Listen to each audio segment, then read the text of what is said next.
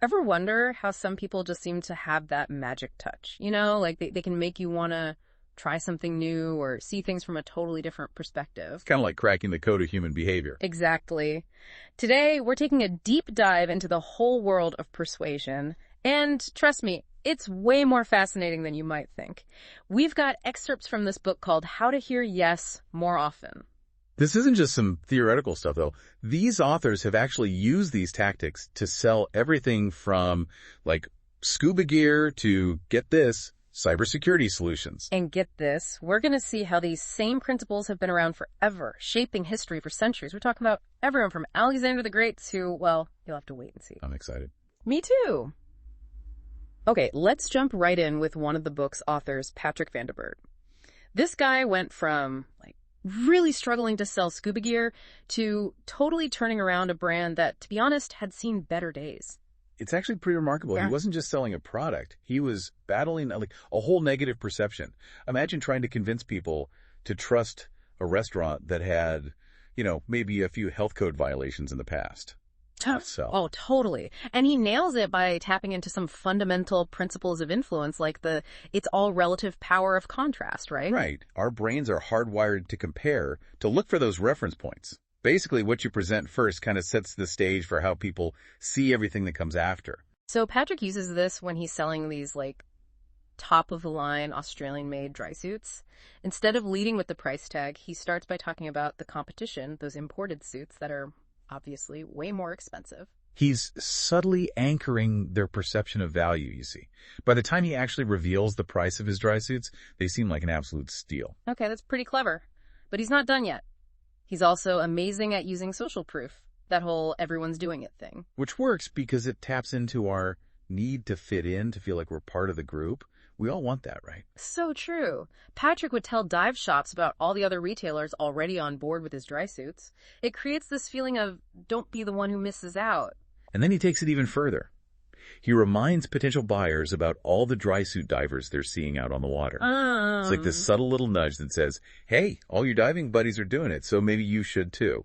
So it's not even just about the actual product itself. It's about creating this aura of, this is going to be huge, you got to be a part of it. Exactly. And that's what's so cool about these principles. They're not about tricking people. They're about understanding these subtle things that influence our decisions. Okay, this is already blowing my mind and we're just getting started, but I do have a question. For those of us who already know a bit about these classic influence tactics, what's new in this book? What makes it different? That's where the PWR Peace framework comes in.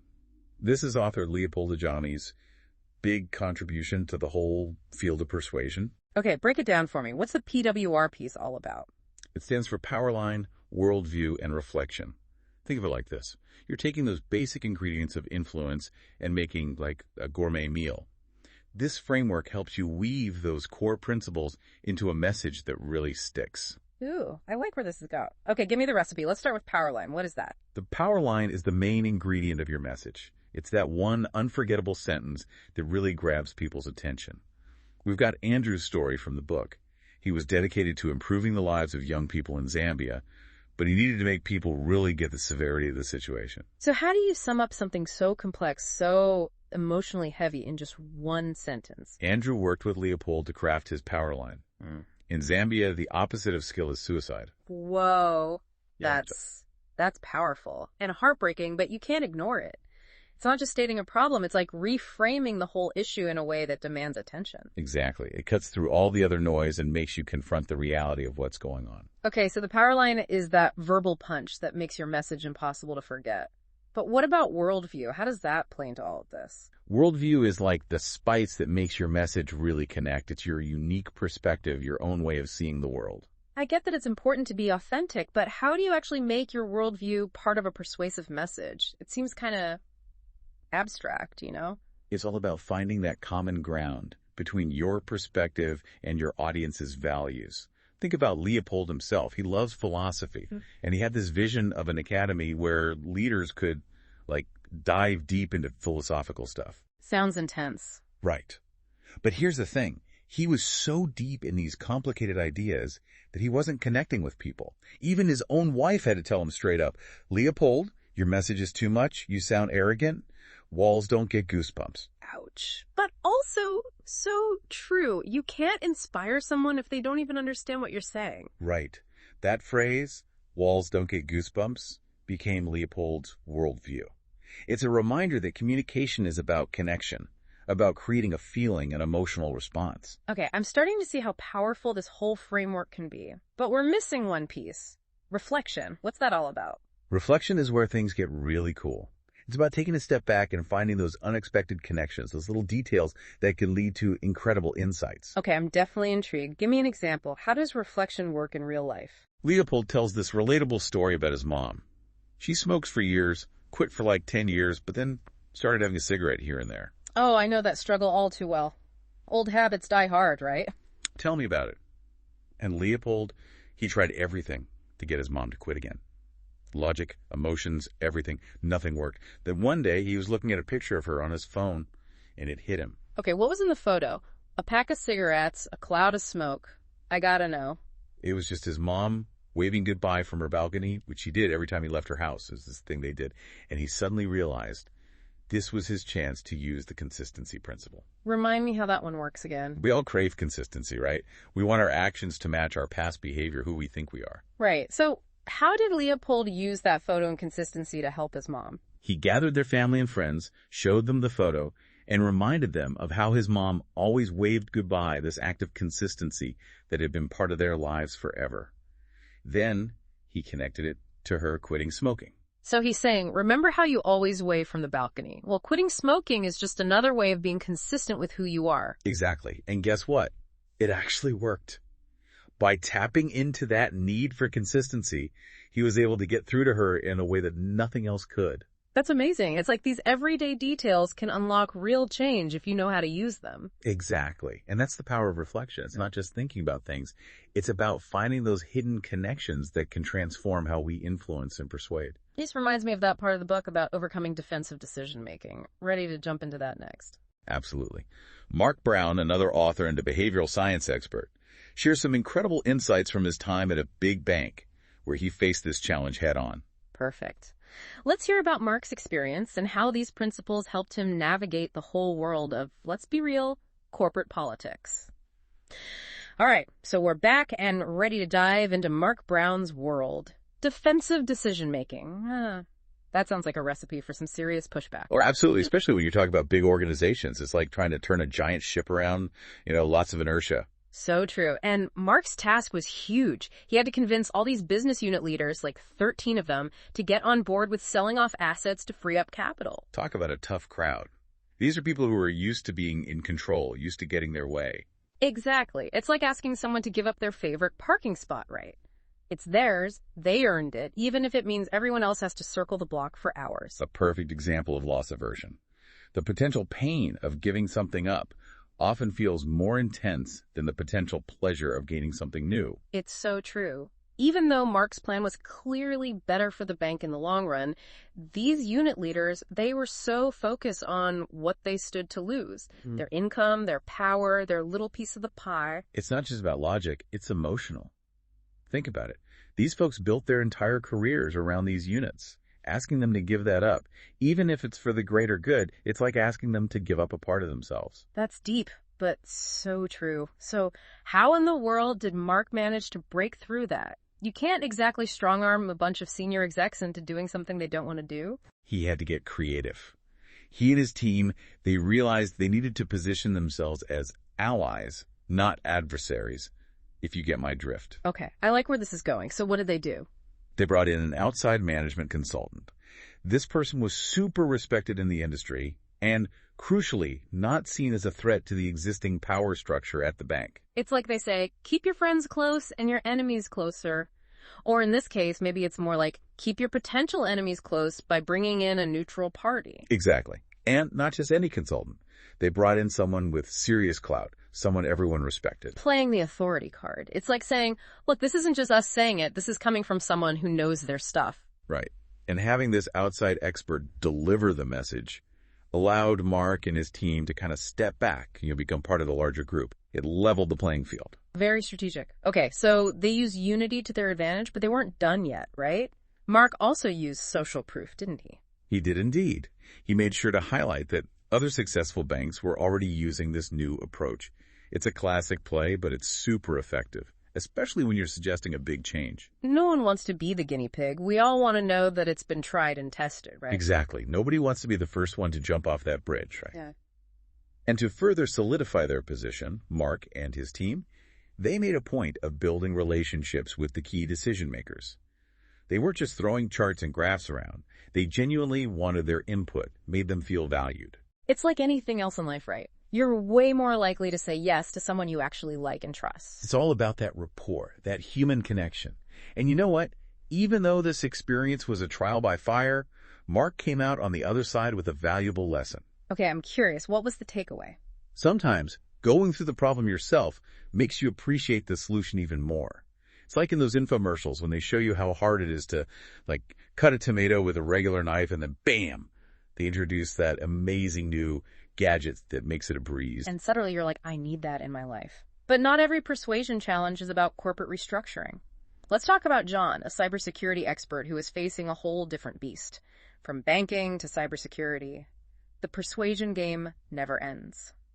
So what was John's big hurdle? Picture this. He's trying to convince a huge bank to sign up for his company's top-notch cybersecurity solutions.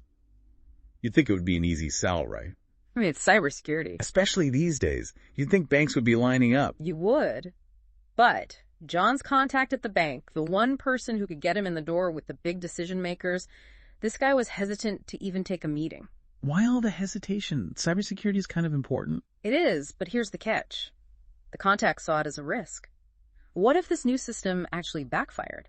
What if it caused more problems than it solved? It felt safer, easier to just stick with what he knew. The good old better the devil you know mentality. Yeah. It's the fear of the unknown, the thought that, hey, at least what I have now kind of works.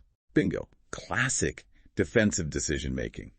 He wasn't against cybersecurity. He just wanted to protect himself, avoid any potential disasters. So what did John do? Did he just give up and move on to the next bank? Not a chance. He's not the kind of guy who gives up easily. Remember, Mark, the banking whiz we were talking about earlier? Yeah. Well, he decided to take John under his wing, be his mentor, help him navigate this whole thing. Together, they cooked up a plan using, you guessed it, Cialdini's principles. Okay, I'm hooked. What'd they come up with? First, they tapped into the power of consistency. They reminded the contact that the bank had taken chances on smaller tech companies before. They were basically saying, hey, you've done this before. You're not afraid of trying new things. I love it. It's like that saying, if it ain't broke, don't fix it. But in this case, it's more like you fixed it before and you can do it again. Exactly. And to really sweeten the deal, address those concerns head on, John went the extra mile. What did he do? Did he offer a discount? A free trial? Maybe a lifetime supply of cybersecurity software? Even better. Yeah. He created a custom report for the contact, using the bank's own data to show them exactly how his solution would benefit them. This wasn't some generic sales pitch. It was tailored specifically to their needs and anxieties. Okay, now that is impressive. Talk about going above and beyond. It's like saying, I hear your concerns, and I've already done the work to show you how we can overcome them. Right.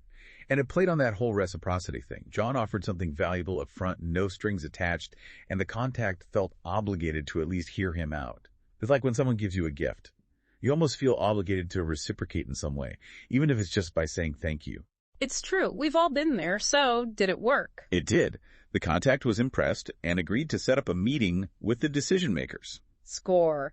Okay, so we've seen these influence tactics in action everywhere, from selling scuba gear to navigating office politics and landing crucial cybersecurity deals. It's making me think, these principles are pretty universal. They really are. It all comes back to human nature. We're hardwired to respond to these principles, whether we're aware of them or not. That's mind-blowing, and it makes me think about how much of our history has been shaped by these forces, these invisible levers of influence. Speaking of history, aren't we due for a trip back in time to visit Alexander the Great? You know it. Get ready for ancient Greece, because we're about to see how these very same principles helped build an empire. All right, so we're back and ready to see how these influence tactics played out on a historical scale. Alexander the Great, huh?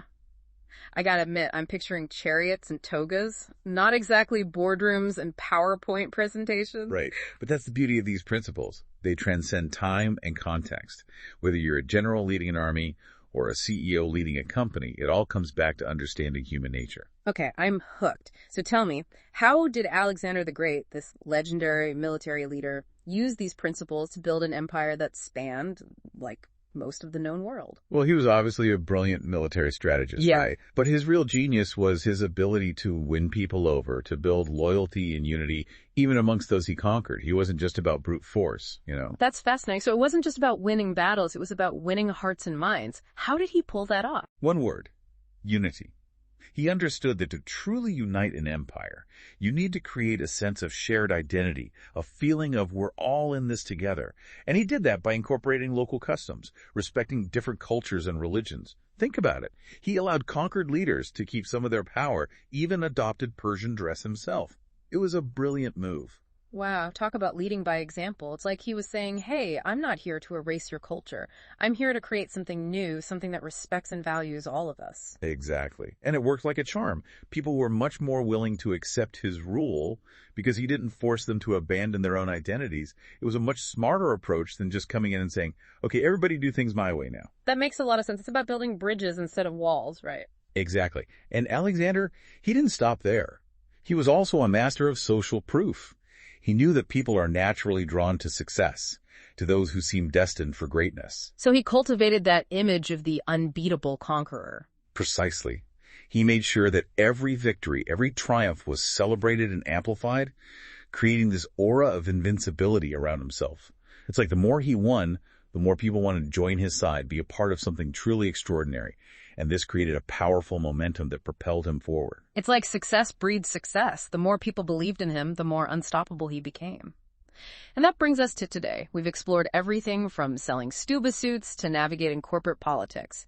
It all seems connected to this idea of influence, doesn't it? Absolutely. And it all comes down to the fact that deep down, people haven't really changed all that much. We're still driven by those same core desires.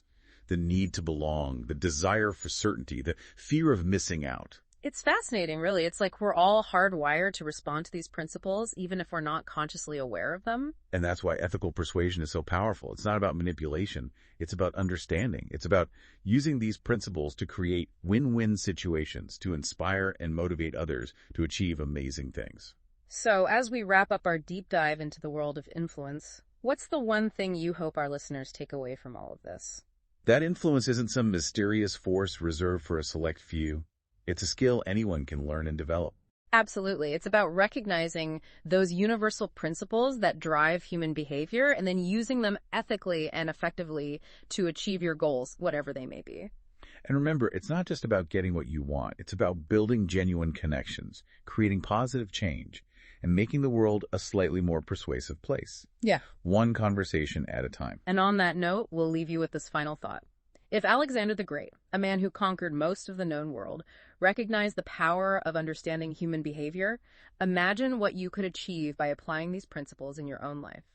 What seemingly impossible situation could you transform by mastering the subtle art of persuasion? That's it for our deep dive today. We'll be back next week with another fascinating topic. Until then, keep learning, keep growing, and as always, keep saying yes to the power of influence.